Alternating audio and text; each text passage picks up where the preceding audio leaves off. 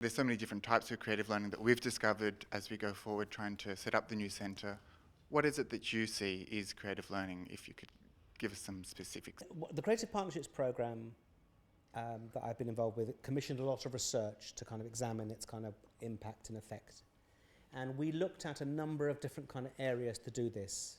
So, and I'm saying that not because I want to avoid answering your question, but because it's an issue if you kind of end up with a single definition of creative learning. So, for example, at the moment they're developing something which tries to show progression in creative learning for teachers to work with on showing individual student progressions. So there are a series of axes of which kind of curiosity, imagination, risk, resilience are given a sort of range, depth and width kind of dimension, and you're meant to assess children's progression individually against that. Now, a bit of me is quite, I find that problematic because it implies that creativity is a sort of innate individualistic property in that kind of way. And that's, you know, and I think all that's going to happen is that children who are successful in education will end up being very successful at creative learning, you know what I mean? It becomes a self-fulfilling prophecy in that way. So to counter that kind of work, we tried to look at other kinds of, other levels of kind of impact. So we looked at, for example, school ethos. How could you say, so in other words, rather than looking at the measure of creative learning at the individual level, could you look at it at an institutional level? We looked at, so how could you define kind of ways in which the ethos of a school, something as soft, could be kind of described and captured. We looked at youth voice. How could we find ways of looking at how young people felt engaged, active, involved in their kind of education in that kind of way. We looked at school change. What other indicators of school change, other than the performance indicators, could you look at? In other words, the question I throw back at you in that kind of sense, creative learning can be applied at a number of different levels, and therefore you can look for indicators across different levels. How you do that will be partly a question of kind of sort of social scientific preference, and partly a question of politics. And therefore I think it's important to find the right, and by that I mean, are you going to, if you go for an individual measurement system, you're going to find that, and the Americans do a lot of this, they have something called the Torrance test. There's a whole realms of kind of psychometric kind of testing, kind of test people creatively. Nobody's got any evidence that that really makes much of a difference to employability, or that makes any difference to kind of success in that kind of way. So you need to find other kinds of sort of institutional definition of creative learning in that sense, or how we looked at impacts of being involved in the Creative Partnerships programme on the teacher workforce. How to teach, you know what I mean? So to find other ways. It's about stakeholders. How do you activate a wider range of stakeholders being able to describe and understand what difference they can do in that sense? As I said, one of the sort of debates with the Creative Partnership story in England was that the inspectorate became obsessed with, can children show that they progressed in their creative learning? Right, because that's what that inspectorate does. Do you see what I mean? That's the way they looked at things in that sense. So I'm kind of avoiding the subject, a bit also because I think creative learning is a little bit of a floating signifier. I would hope that as the debate here becomes slightly more restrictive with the national curriculum, and in some senses that will create the desire for other ways of talking about values and outcomes. So in some senses this is a good opportunity. I know that sounds weird, and I'm seeing some smiles which imply that people don't think I know what I'm talking about, which is also true. But what I'm saying is you've got to look at it that way around. Do work with parents. Find out what parents value about their children's educational experiences. Find out, for God's sake, what kids want, you know, which nobody obviously really pays much. You know, there are other stakeholders in this kind of game who have other senses of values and experiences, and finding a way to give voice to that also helps give power to other ways of talking about the values of learning in that sense. In Scandinavia, how you said they allow 10 years, and I'd like you to, if possible, expand a bit on that, because I think some of the problems that you've talked about, I think longitudinal studies are maybe the answer to getting those objectives or learning outcomes. All I know is that I do quite a lot of work in Norway, and I've also done some work in Denmark, and also I know a bit about Sweden. In Scandinavia, they appear to often invest in educational change programs over a long period of time. So governments don't look for return on the initiatives until a 5-year mark and then a 10-year mark. In England, and this is a particularly acute, besides the creative partnerships thing, which I'll talk about in a minute, in the out-of-school world and the writing about learning in an out-of-school world, it's really difficult because a lot of the evaluations are incredibly kind of short-term and sort of short turnaround, to the point where you often really wonder what the value is. I mean, I can see you've probably been involved in this. In creative partnerships, they set it up in 16 areas in 2002, and they called it a pilot project. Now, I would think, call me old-fashioned, but a pilot project, you'd run a pilot, you'd see what it did, and then you might do the thing again. But in actual fact, by 2004, before the pilot project had finished, they'd already found the next lot of money. So in England particularly, I think they're crap, to use a social scientific term, at kind of looking at following these things through systematically in that kind of sense. And that's a wider political cultural thing. You know, we're used to, the governments are more consensual, you know, in a much more swing and ebb and flow of the politics that we live with 5-year, you have 4-year, 5-year parliaments? 3, all right. Well, it's not good. I mean, it encourages, particularly in education, which by definition has to have longer turnaround times. It's very, very difficult to make those kind of arguments. I would agree with you completely about longitudinal work. I'm particularly interested in that myself, and I'm doing several projects which are much, much more longer term, precisely because of that. But it's very, very difficult to get the funding for it. It's very difficult to find people who commission that work to still be in their job when you come back to them. And I'm just saying that it's just like a thrill. They think I'm soppy, but when I visit places in Scandinavia, and they say, "Oh, we've been doing this for 5 years," or saying, "Oh, wow."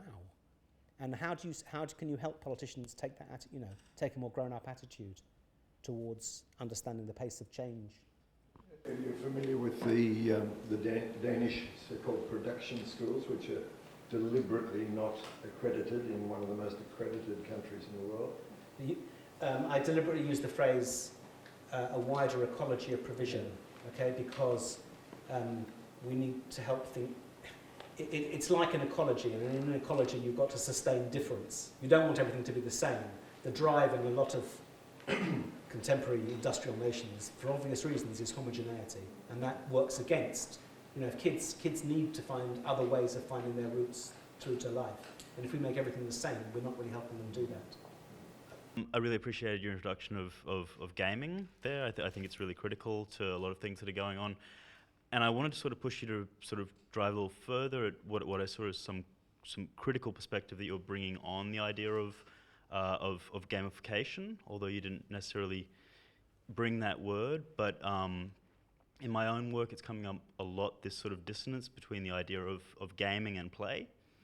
And what I see as a sort of fetishizing of the idea of games as a way of sort of bringing these out-of-school learning experiences into the state or into more institutionalized forms of learning, and to contrast that with the idea of play and the idea of emergent learning within more rigid systems.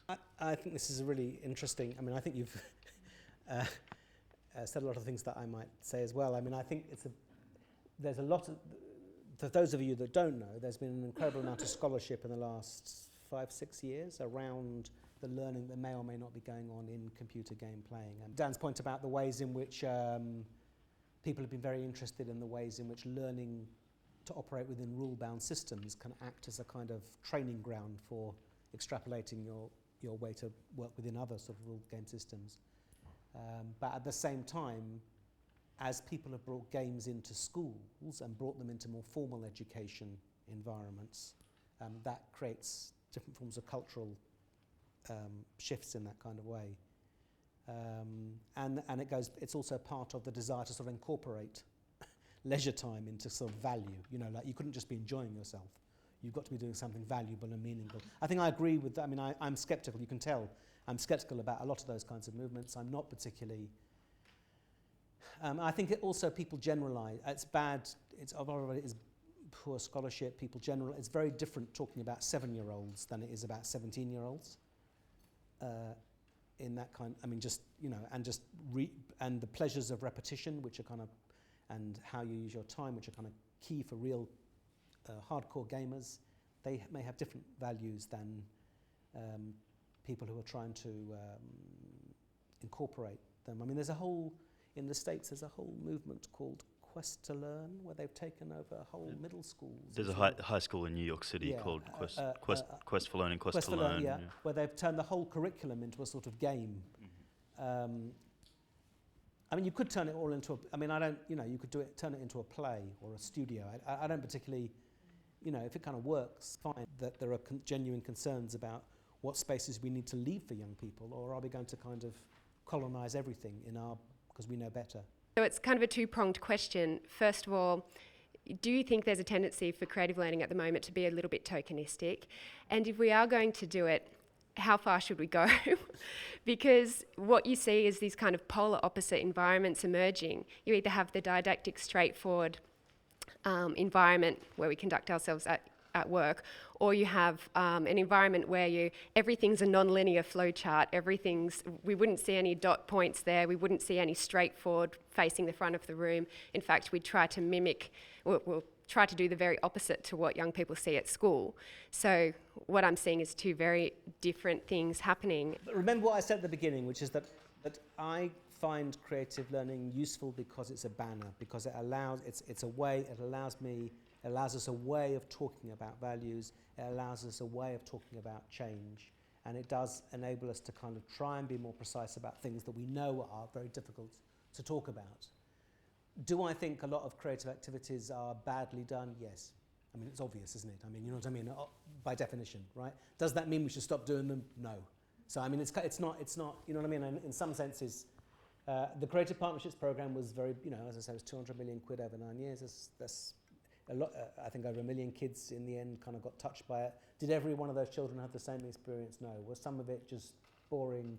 Yes. Was it a bit better or more interesting than what would have happened anyway? Possibly. Do you know what I mean? Part of the problem is that when in a world of competing resources where every investment has to be the most, bestest, brilliantest, newest, most fantastic, that's not going to happen, because the key kind of finding is around, and this has kind of come up already in a sense, it's about infrastructure. It's about our capacity to kind of know what we're doing in that kind of sense. But so much wasting a lot of money on initiatives can be counterproductive in some senses if people don't know what to do with it. And therefore, key part of what I've tried to be involved in doing is building sustainable resources for sustainability, and investing in staff who know what they're doing. People need to read things and not to make the same mistake. I mean, that's all I'd say is happening. I don't understand why we can't learn those lessons instead of going down the same path. And you said, oh, well, you'll perhaps come to know what I mean after you've had a few years of the national curriculum. You've had 20 years, and it's now, being regarded as perhaps not allowing enough creative learning to happen. So my question is, why do you think we continue to follow these paths? Why can't we learn and go forward? How would I know the answer to that? I mean, that's your decision, not mine.